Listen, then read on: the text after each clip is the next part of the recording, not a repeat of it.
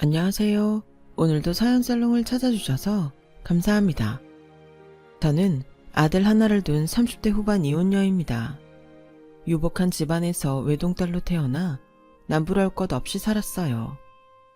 저희 부모님은 사업을 하셨는데 사업 수완이 좋으셔서 강남에 제법 큰 건물도 두 채 가지고 계신 부유하신 분들이십니다. 전 사업 수완이 좋으신 부모님을 존경하지만 가업을 물려받지는 않았어요. 어릴 때부터 외국어에 관심이 많았던 저는 대학은 영문학과로 진학했어요. 그리고 통번역사로 진로를 정한 저는 통번역 대학원으로 진학하게 되었죠. 대학원을 다니던 도중 당시 아버지의 아는 분 소개로 의사인 남자를 소개받게 되었어요. 아버지 지인분의 소개라 신뢰가 있었거든요. 저희는 몇 번의 애프터를 통해 더 만남을 가졌고 서로 사귀는 사이가 되었어요. 남자친구는 다른 건 다 좋았는데 딱 한 가지, 자기 기준에서 어긋나는 것을 이해하지 못하는 것이 흠이었는데요. 한 번은 데이트 중에 남자친구가 이런 이야기를 한 적이 있었어요. 자기야, 저번에 결혼한 내 친구 기억하지? 자기 대학 동기라고 했던 그 사람? 그 친구 와이프가 결혼하고 나서 직장을 때려치웠대. 아, 그래? 임신했어? 그런가 봐. 그래도 임신 초기면 조심해서 일을 할 수 있지. 요즘 같은 세상에 여자도 돈을 벌어야지. 맞는 말이긴 한데 아무래도 임신 중에 일하긴 힘들지 않을까? 산 달 다가온 것도 아닌데 나랑 같이 일하는 여자 의사들은 배불러 와도 출근하고 그러는 사람들 많아. 뭐 그런 사람들도 있겠지만 견디기 힘든 사람들이 있을 수도 있지. 자기가 더 잘 알잖아. 사람마다 상황은 다 다르니까. 에이, 아무튼 난 이해 안 가. 진짜 그런 여자들 보면 취집하려고 결혼한 것 같다니까. 에이, 말이 좀 심하다. 취집이라니. 얼마나 힘들면 일을 그만뒀겠어. 일하다가 진통 와서 애 낳으러 가는 여자들도 있는데 난 아무튼 그런 여자들 보면 이해 안 가고 이해하고 싶은 마음도 없어. 딱 질색이야. 결혼했다고 일 그만두는 여자들. 저는 더 이상 말하지 않았어요. 더 말하면 싸움이 날 것 같았거든요. 그런 점 빼고는 사람 성실하고 저에게 잘하고 해서 어느덧 이 남자와 결혼을 약속하게 되었어요. 남자친구에게 프로포즈를 받고 얼마 안 가 상견례를 하게 되었어요. 그날 남자친구의 어머니를 처음 뵙게 되었고요. 남자친구의 본가는 시골이었는데 어머니께서 농사를 지으며 삼남이녀를 키우셨다고 들었어요. 이 친구가 워낙 성실하고 사람이 괜찮아서 제가 아는 분께 부탁해 딸에게 소개를 해주었는데 이렇게 결혼까지 하게 될 줄은 생각도 못했네요. 아우, 이렇게 사돈을 맺게 되었으니 인연도 보통 인연이 아니죠. 우리 닥터밥 어릴 때부터 제대로 지원도 못해주는데 이렇게 의사가 돼서 결혼까지 다 하고 제가 다 눈물이 나려고 하네요. 예, 사부인에 놓고 이해합니다. 아들을 이렇게 잘 키워주셔서 저희가 감사드려요. 그럼 감사하다니까 초면에 나 부끄럽지만 얘기할 건 해야겠네요. 예, 말씀해보세요, 사부인.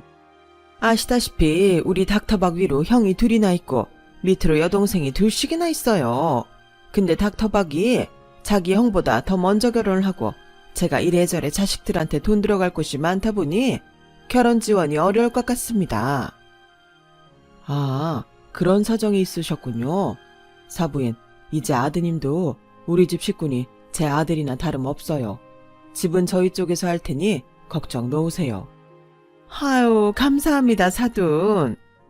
하지만 집은 저희 딸 명의로 하겠습니다. 괜찮으실 거라 생각합니다. 예? 아니 그래도 집은 남자 명의로 해야지요. 남자가 한 가정의 기둥인데.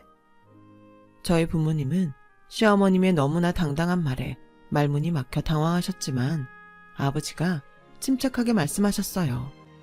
예, 사돈 쪽에서 집을 해오면 명의를 닥터박 명의로 하겠지만 그게 아니지 않습니까?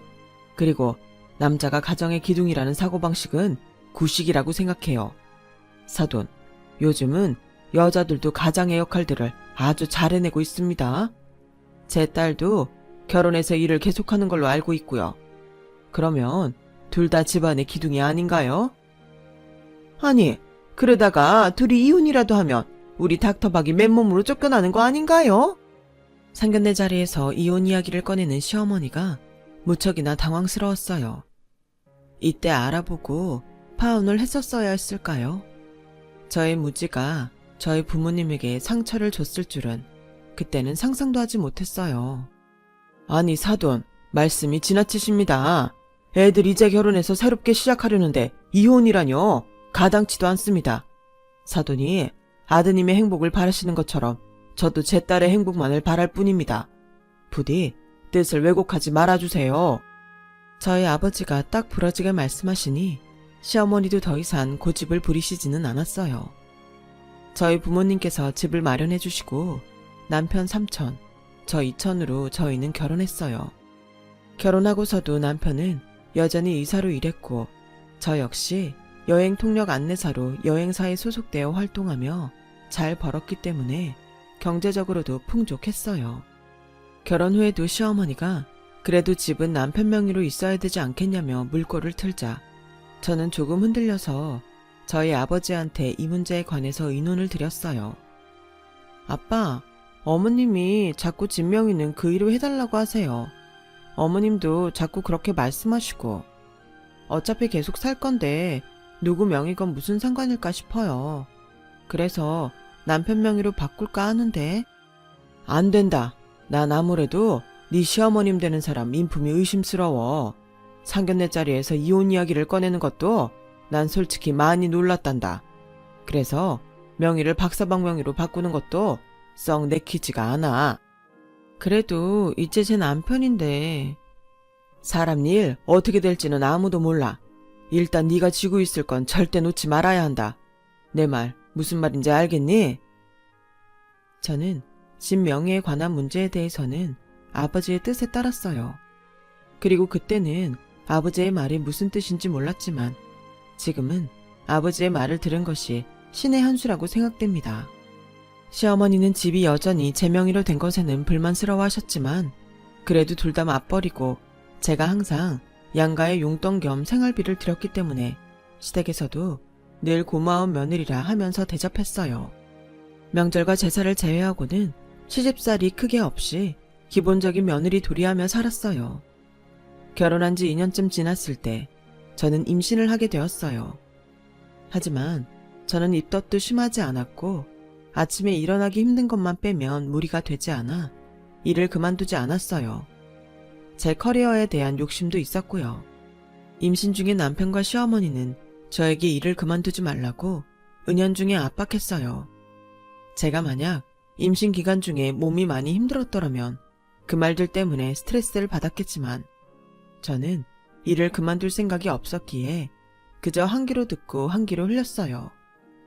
어느덧 예정일이 다가오고 회사에 2달 정도 육아휴직계를 냈어요. 그 사실이 시어머니 귀에도 들어갔는지 시어머니한테서 전화가 왔어요. 너 애 낳는다고 일을 그만뒀니? 그 좋은 직장을 왜 그만두니? 요즘 세상에 여자도 일을 해야지. 어머니, 저 일 그만둔 게 아니라 육아휴직계 낸 것뿐이에요. 육아휴직? 얼마나 쉬는데? 2달 정도 냈어요. 그 정도는 쉬어줘야 몸에 무리가 없어요. 뭐, 2달? 아니 그러면 우리 닥터박이 2달 동안 널 먹여 살려야 하는 거냐? 네? 어머니 그게 무슨... 나 때는 애 낳고 미역국 한 그릇 먹고 그 다음날 바로 밭에 일하러 나갔다. 근데 육체노동을 하는 것도 아닌 애가 2달씩이나 애 낳았다고 쉬냐? 어머니, 지금은 어머니 때하고 시대가 많이 달라요. 그리고 그렇게 몸조리도 안 하고 바로 일하면 나중에 늙어서 후유증 심하게 와요. 그럼 너 쉬는 동안 우리 닥터박이 번 돈으로 놀고 먹을 거냐? 어머니, 말씀이 심하세요. 그리고 육아휴직해도 월급 아예 안 나오는 거 아니에요. 그러니까 어머니 아들 걱정은 안 하셔도 되겠네요. 그래? 돈이 나온다고? 알았다. 애 낳으면 병원으로 한번 가마. 돈이 나온다는 이야기를 듣고 시어머니의 목소리는 금세 부드러워지셨어요. 전화를 끊고 화가 많이 났지만 그래도 이해하려고 했어요. 하지만 아무리 시골뿐이시지만 제 상식선에서는 이해는 안 됐어요. 출산일이 가까워진 어느 날 진통이 시작되고부터는 저는 난생 처음 출산의 고통이 어떤 것인지 알게 되었어요. 정말 너무 아파서 어떻게 애가 나왔는지 기억이 나질 않았어요. 2번 다시 경험하고 싶지 않았습니다. 그렇게 저는 아들을 출산했어요. 아이가 태어나고 저희 부모님, 아이 소식에 하루 늦게 시골에서 올라오신 시어머니, 남편이 병원에 왔어요. 저희 부모님은 아이가 저와 남편의 좋은 점만 닮았다면서 좋아하셨고 시어머니도 아들을 낳았다며 기뻐하셨어요. 아들 낳느라 수고했다. 아니에요. 어머니 여기까지 오시느라 많이 힘드셨죠? 힘들긴 내 손주 보러 오는 건데. 아, 그건 그렇고 2달 뒤면 다시 일하는 거냐? 이제 막 출산한 며느리한테 일 언제 다시 시작하냐는 소리를 하는 저희 시어머니 때문에 저희 부모님은 적잖이 당황하셨어요. 남편도 평소에는 시어머니와 한뜻이지만 그날은 장인장모 있는 앞에서 그런 소리를 하는 시어머니 눈치를 보느라 안절부절했어요. 네, 2달 뒤에 바로 복직할 계획이에요. 근데 맞벌이 하면 애 봐줄 사람이 필요한데 애 봐줄 사람 못 구하면 복직을 좀 미루려고요. 뭐? 그런 말 없었잖아. 남편이 저희 부모님의 눈치를 보며 목소리를 낮춰 저에게 속삭였어요. 저는 그런 남편을 팔꿈치로 쳤어요. 아니, 애가 뭐 알아서 크는 거지. 뭐 그런 걸로 일을 안 하려고 그러니? 너 지금 집에 눌러 앉으려고 그러는 거니? 애들이 뭘 알아서 커요. 돌봐주는 사람이 있어야 잘 크는 거죠. 아니면 어머님이 봐주시면 안 돼요? 뭐? 난 못한다. 다 늙어서 어떻게 애를 보니? 어머니 애 보는 건 싫으시고 제가 밖에 나가서 일했으면 좋겠고 어떻게 어머니 하고 싶은 대로 다 하시려고 그러세요? 애 낳자마자 이런 소리를 들어야 하는 제 자신이 너무 불쌍해서 저도 순간 욱하는 감정에 시어머니께 호소했고 그 상황을 옆에서 지켜보시던 친정엄마가 저를 말리시며 말씀하셨어요. 예, 그만해라. 어른들한테 그렇게 말하는 거 아니다. 사돈, 애라면 제가 봐줄 테니 걱정하지 마시고 이제 막 애 낳아서 힘들 텐데 이제 그만 쉬게 해주세요. 엄마 무릎도 안 좋으면서 무슨 애를 봐. 아유, 사부인이 그렇게 말씀하시니 제가 마음이 편하네요. 집에서 노는 사람이 애를 봐야죠. 암요. 시어머니는 그렇게 말씀하시고는 저에게 쉬라고 하면서 병실을 나갔어요. 저는 친정엄마께 너무나 죄송스러웠어요. 딸둔 죄인이라는 말이 꼭 엄마를 향해서 만든 말 같았어요. 엄마, 미안해. 엄마 무릎도 안 좋은데. 엄마는 괜찮아. 내 딸이 낳은 내 손주인데 엄마가 뭐가 힘들겠어. 넌 걱정하지 말고 몸조리나 잘해. 엄마, 내가 엄마 아이 보는 비용까지 용돈으로 해서 드릴게. 이렇게밖에 못해서 미안해. 얘는 내가 돈 벌라고 애 봐준다는 줄 아니? 딸한테 친정엄마가 왜 있는 건데? 엄마. 저는 엄마를 끌어안고 울었어요. 그리고 저희 부모님도 집으로 돌아가시고 나자 모든 대화를 옆에서 듣고 있던 남편이 저에게 말했어요. 장모님한테 애 봐주는 비용을 드리겠다니 그런 걸 왜 나하고 상의도 없이 너 혼자 결정해? 뭐? 우리 엄마 무릎 안 좋으신 거 당신도 알잖아. 그런 분이 아이까지 봐주신다는데 당연히 들어야 하는 거 아니야? 아니, 남의 애도 아니고 손주 봐주시는 건데 그걸 왜 드리냐고. 그 당연한 걸 당신 어머니는 왜 못하시겠다는 건데? 걱정하지 마. 당신 돈으로 더럽고 치사해서 안 줄 거니까 내 돈으로 내가 드릴 거야. 부부 사이에 네 돈 내 돈이 어딨어. 내 말은 아깝다는 게 아니라 나하고 상의를 했었어야지. 말 바꾸는 거 봐. 아까는 남의 애 봐주는 것도 아닌데 돈을 왜 주냐며. 우리 엄마한테 들어가는 돈이 아까우면 당신 어머니 보고 애 보라고 해. 우리 엄마 연세도 많으신데 애를 어떻게 보냐. 그리고 우리 엄마도 무릎 안 좋아. 우리 엄마도 나이 많이 먹었어. 네 엄마만 무릎 안 좋냐? 몇 번이나 말했지만 우리 엄마 무릎도 안 좋아. 니네 집이야말로 니네 손주 아니냐? 애 보기 싫어서 그런 거 가지고 자꾸 핑계는. 아, 더 이상 그만 말해. 말꼬리 자꾸 늘어져봤자 싸움만 하지. 너 분명 네 돈으로 한다고 했다. 네가 한 말 지켜라. 저게 남편이라는 작자 입에서 나올 소리인지 제가 결혼을 잘못한 걸까요? 애 낳은 지 하루 만에 정말 별이 별말을 다 들었던 것 같아요. 2달의 육아휴직이 끝나고 친정엄마가 아이를 봐주시는 덕분에 저는 무사히 일선으로 돌아올 수 있었어요. 결혼과 동시엔 시댁엔 매달 50만 원씩 드렸어요. 결혼 5년 차부터는 매달 70, 그리고 8년 차부터는 80씩 드렸어요. 반면에 친정에는 출산 후 아들 봐주시는 수고비로 제가 따로 드리는 돈을 포함해 100씩 드렸어요. 저희 부모님이 집을 마련해 주신 덕분에 그 흔한 대출금 하나 없다 보니 저축도 하고 넉넉히 살았죠. 그러다 코로나로 여행업계에 불황이 닥치면서 제가 실직하게 되어 남편 외벌이가 되었어요. 제가 실직했다고 말하니 남편이 했던 말이 아직도 생생하게 떠오르네요. 여보, 나 정리해고 당했어. 뭐? 아니 왜? 갑자기?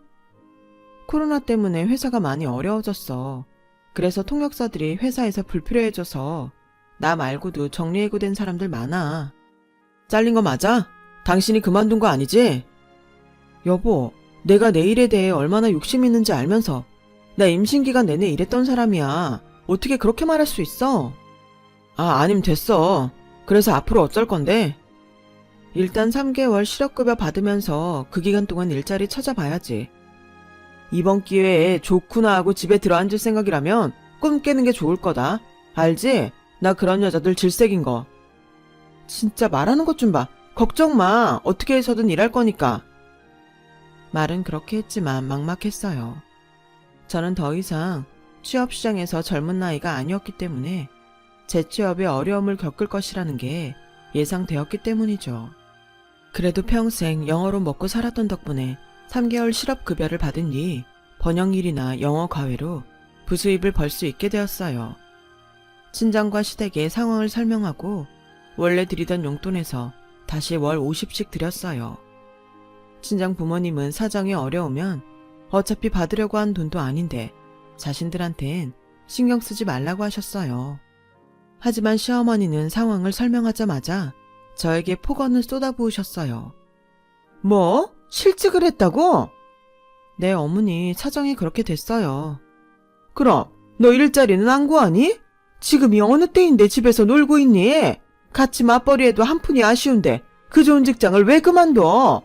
의사 사모님 행세하면서 내 아들 등골 빨아먹을 생각이니? 저는 화가 많이 났지만 그래도 침착하게 시어머니께 설명했어요.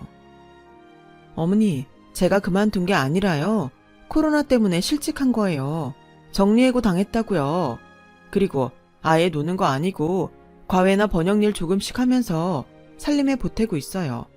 어머님 아들 혼자 벌고 있는 거 아니니까 안심하세요. 그렇게 일해가지고 얼마나 보탠다고? 제대로 된 일자리를 구해야지.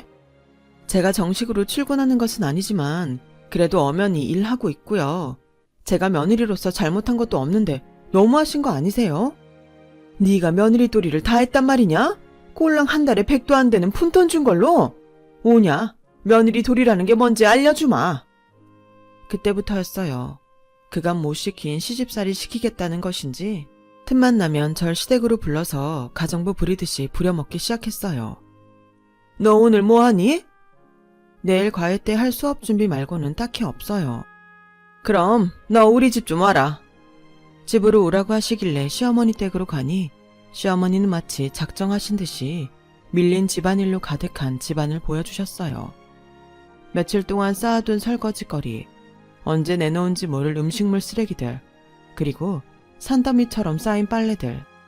내가 그동안 몸이 아파서 집안일을 하나도 못했지 뭐니. 나 나갔다 올 동안 설거지하고 빨래도 좀 해놓고 청소기도 한번 싹 돌려라. 그리고 걸레로 바닥 좀 닦고. 예? 그걸 왜 제가... 그럼 집에서 노는 사람이 해야지 누가 하니? 그리고 커튼도 좀 싹 걷어서 손빨래 좀 해다오. 커튼은 세탁기 돌리면 때 잘 앉아서 말이야.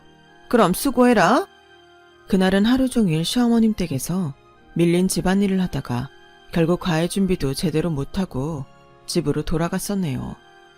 설거지를 얼마나 오래 안 했으면 그릇에 양념이 그대로 굳어서 벗겨내는데 꽤나 고생을 했어요. 그리고 반드시 취업해서 이 집안일에서 벗어나야겠다는 생각도 들더라고요. 하지만 현실은 쉽지 않았어요. 저보다 새파랗게 젊은 친구들도 취업이 되질 않는 마당에 나이 많고 결혼한 유부녀인 저를 뽑아주는 회사는 거의 없었어요. 시어머니는 틈만 나면 불러대서 시집살이를 시키고 하니 제 번역일과 과외 일에도 지장받고 제 취업을 할 시간은 점점 줄어들었어요. 어느 날은 어머니가 배추가 싸게 나왔다면서 배추를 한 무더기 사와 저에게 김장을 시키질 않나. 나중에는 시누이 결혼할 남자가 집에 온다면서 저보고 음식 좀 해달라는 거 아니겠어요? 정말 저는 그 집 가정부나 다름없었던 것 같아요. 그렇게 혼자 부엌에서 방방 뛰어다니며 음식 준비를 하고 대접을 해도 돌아오는 건 시어머니와 시누이의 반찬 투정뿐이었어요. 어머, 언니 음식이 다 너무 짠 거 아니에요? 집에서 음식 안 해요? 너 지금 이따위 음식 솜씨로 항상 우리 아들 밥 차려주는 거냐? 아우, 엄마 너무 그러지 마. 처음엔 다 그런 거지 뭐. 결혼한 지 몇 년 차인데 아직도 저렇게 부엌일이 서툴러. 그동안 꼴같지도 않은 돈으로 유세만 부렸지?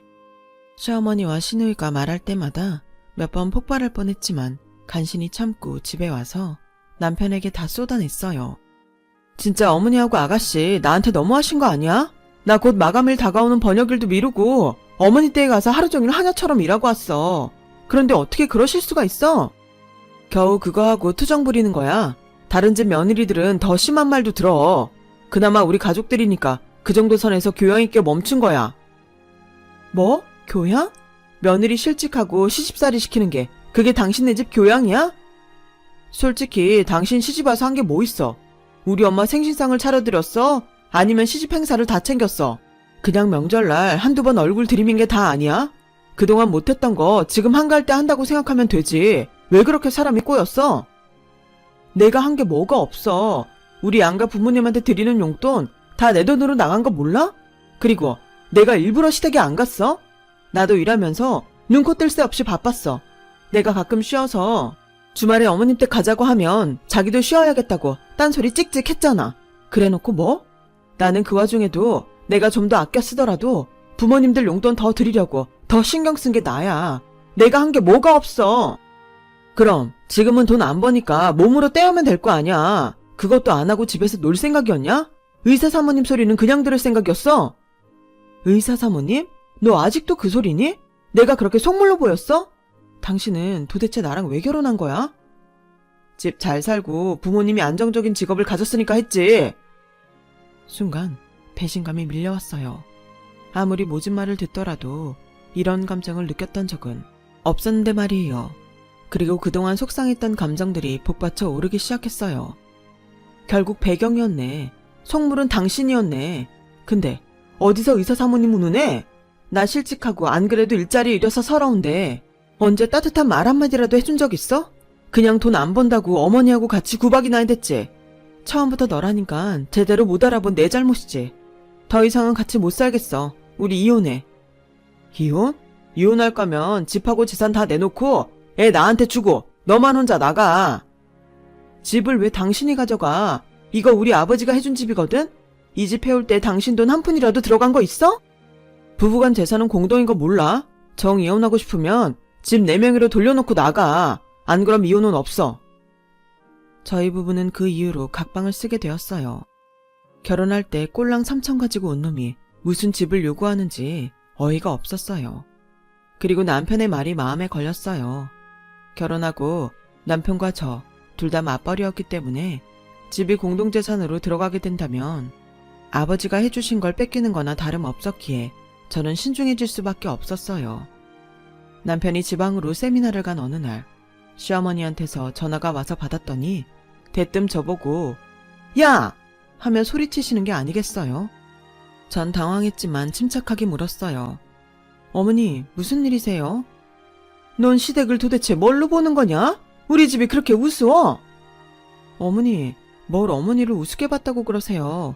제대로 말씀을 해주세요. 아니 집에서 일도 제대로 안 하고 놀고 있는 게 친정까지 챙겨? 내 이야기 다 듣고 전화하는 거다. 안 그래도 외벌이로 힘든 애를. 니네 친정 뒤치다거리까지 하게 만들어? 어머님, 그래도 자식 며느리 도리하느라 생활비 매달 꾸준히 드렸고 친정은 애까지 봐주시는데도 불구하고 어머니랑 똑같이 용돈 드렸어요. 그리고 제가 일 안 나가고부터는 그마저도 안 드리고요. 그리고 저 퇴사하고 탱자탱자 논 거 아니에요. 과외나 번역일 조금이라도 하면서 제목하고 있고 솔직히 양가에 드리는 용돈 그거 제가 번 돈으로 드린 겁니다. 그간 그냥 자식으로서 효도한다 생각하고 생활비 들었는데 네, 저희도 이제 남편 외벌이라 힘들고 우리 아들 교육비며 나갈 게 많으니 양가 생활비 다 끊을게요. 그리고 따지고 보면 저희 친정에서 애도 봐주시고 집도 마련해 주셨는데 친정에 용돈 준다고 외벌이니 뭐니 따지시는 건 좀 아니지 않나요? 이게 시애미한테 따박따박 말 대답하는 것 좀 봐. 너 내가 가만 안 둘 거야. 알아? 시어머니는 그렇게 말씀하시고는 일방적으로 전화를 끊었어요. 그리고 얼마 안 가 남편한테 전화가 오더니 대뜸 감히 자기 엄마한테 말 대답했다고 하면서 차마 입에도 담을 수 없는 말들을 저에게 내뱉는 거 아니겠어요? 저는 그 말을 듣고 이혼 소장 보낼 테니 기다리라고 말했어요. 그리고 이삿짐 센터에도 전화를 걸어 남편이 없는 동안 제 집에 있는 남편 짐을 다 빼서 시어머니 댁으로 보냈어요. 그리고 제대로 알아보니 만약에 이 집을 대출로 사서 그 대출금을 남편과 결혼생활 하는 중에 같이 갚아 나갔다면 재산분할의 대상이 되지만 제 경우에는 이 집을 저희 친정아버지가 마련해 주신 것이고 대출도 껴있지 않았어요. 거기다 남편의 기여도가 이 집에는 들어가 있지 않으니 집은 제 특유 재산으로 분리되어 남편과 집에 관해서는 재산 분할을 할 필요가 없었어요. 지방에서 돌아온 남편은 이혼 소장이 날라온 것을 알게 되어 시어머니와 함께 집 앞으로 왔어요. 이런 식으로 사람 뒤통수를 쳐? 야, 너 나와! 이 못된 년아, 그럼 결혼할 때 보탠 3천만 원이라도 다시 내놔! 하도 시끄럽게 문을 두드려서 저는 할 수 없이 나왔어요. 그래도 아파트라 CCTV가 없는 곳이 없으니 두렵지가 않더군요. 어이가 없어서. 그럼 어머니도 그동안 제가 드린 용돈 선물들 다 내놓으세요. 다 뱉어놓고 가시라고요. 당신 진짜 미쳤어! 지지 않고 화를 내는 저에게 둘은 합세하여 저에게 달려들었고 결국 시어머니는 저의 머리채까지 잡아 끄는 지경에 이르렀어요. 갑작스러운 상황에서 저는 속수무책으로 시어머니에게 끌려다니고 있는데 그때 저의 구세주가 나타났어요. 바로 저희 친정아버지가 저를 보러 오신 거였죠. 제 형편 때문에 한동안 연락을 드리지 못했는데 걱정이 되어서 얼굴을 보러 오신 거였어요. 당신들 이게 뭐하는 짓이야? 저희 아버지는 제가 머리채가 잡혀 끌려다니는 상황을 보자마자 그들에게 호통을 쳤고 놀란 시어머니와 남편은 잠깐 움찔했지만 이번에는 집으로 들어가려고 행패를 부리기 시작했어요. 하지만 그걸 보고 가만히 있을 저희 아버지도 아니었죠. 아버지는 바로 어딘가로 전화를 거셨어요. 조금 뒤에 5분도 안 돼서 누군가가 들이닥쳤고 그 정체는 바로 경찰들이었어요. 경찰들은 곧바로 행패를 부리고 있는 그들을 잡아 끌었어요. 썩 꺼져 이것들아. 다시 한 번만 내 딸한테 찾아오면 가만 안 둬 내가. 안 놔. 이거 놓으라고.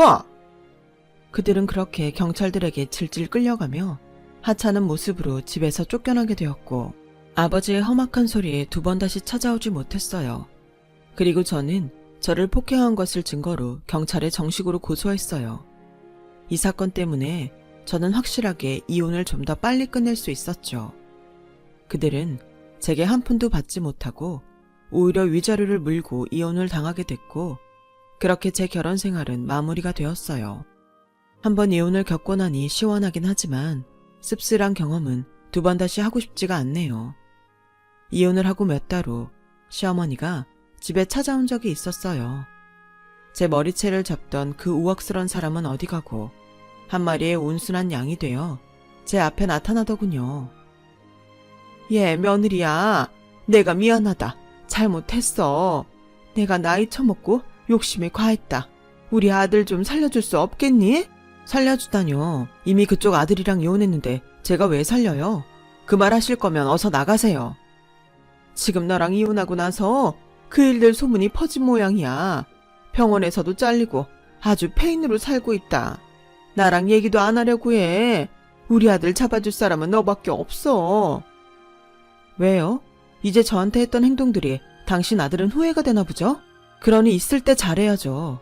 이미 버스는 지나갔는데 후회하면 뭐해요? 당장 나가세요. 며느라, 제발. 아, 정말. 경찰 부르기 전에 당장 꺼지라고요. 그렇게 말하고 저는 반강제적으로 집에서 쫓아내버렸어요. 비굴하게 제게 고개를 조아린 모습을 보고 참, 인생이라는 게 어떻게 될지 모른다는 말이 실감이 났어요. 내가 사랑하는 사람이 부모님이라면 내 부모님과도 같다는 생각에 어떻게든 똑같이 챙겨주려 했었지만 결국엔 그것이 그들의 욕심을 더 불러일으킨 것만 같네요.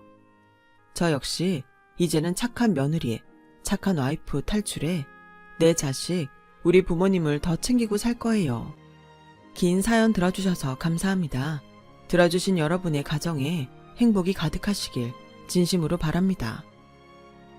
여러분, 사연 댓글에 응원과 현명한 조언 부탁드려요. 좋아요와 구독은 저에게 큰 힘이 됩니다. 오늘도 좋은 일 가득하세요.